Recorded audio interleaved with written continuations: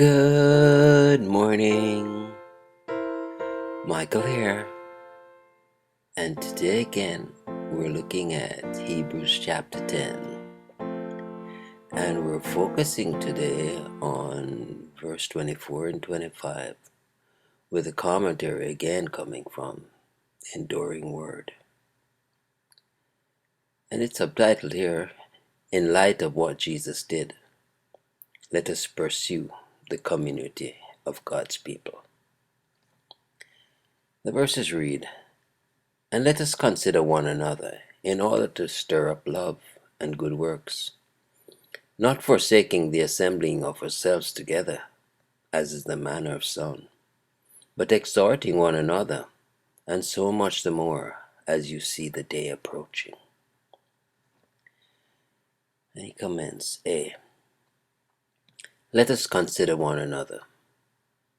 Discouragement made them avoid community at the very time they needed it most. Jesus meets us in one another to stir up love and good works. One another. This is the only place where the author uses the expression one another, though it is frequently found in the New Testament. He is speaking of a mutual activity, one in which believers encourage one another, not one where leaders direct the rest as to what they are to do. The wording of stir up is strong, a striking term meaning incitement, and is either used as here in a good sense or in Acts 15:39 in a bad sense. That is, there it was contention. It seems to suggest that loving one another will not just happen. Love here is the ancient Greek word agape, filled with significance by the New Testament. Love needs stimulation and society. Faith and hope can be practiced by a solitary, in a hermit cell, or on a desert island, but the exercise of love is possible only in a community. B. Forsaking the assembling of ourselves together. Forsaking fellowship is a sure way to give place to discouragement. The discouragement festers where God's people are not exhorting one another. Some only go to church if they feel they need it at the time. But our motivation for fellowship must be to obey God and to give to others.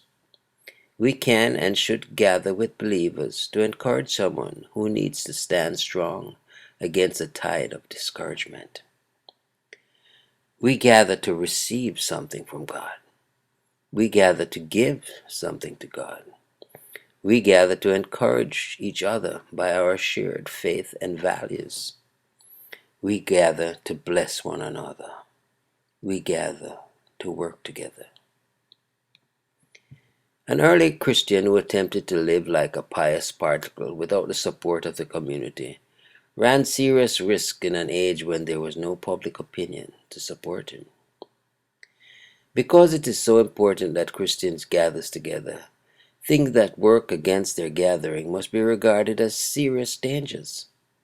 Schism is the very putting asunder of the very veins and arteries of the mystical body of Christ. We may not separate, but in the sense of intolerable persecution, heresy, idolatry, and anti-Christianism. Dr. McIntosh has well pointed out that the word saint never occurs in the singular, and that inevitably it is plural.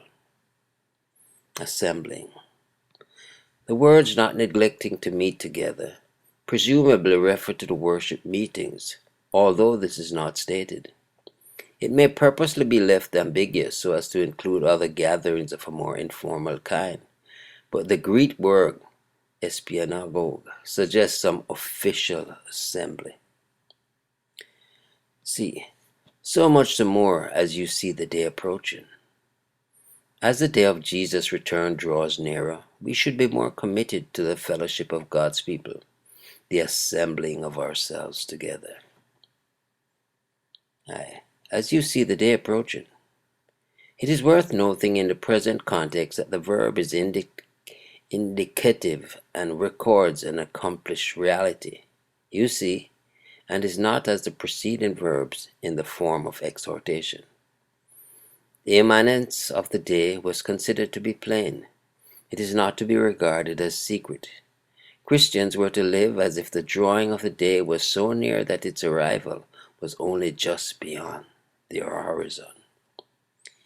Each successive Christian generation is called upon to live as the generation of the end time. It is to live as a Christian generation. Well, that's verse 25, 24 and 25 commentary. Trust you enjoyed it and are encouraged that you wouldn't deny the gathering of yourselves together. It is important. Let's be cognizant that we're mightily encouraged to do so by the words of the gospel. Well, trust you enjoyed all of that. Michael here declaring again, Jesus is Lord. Until next time, be blessed.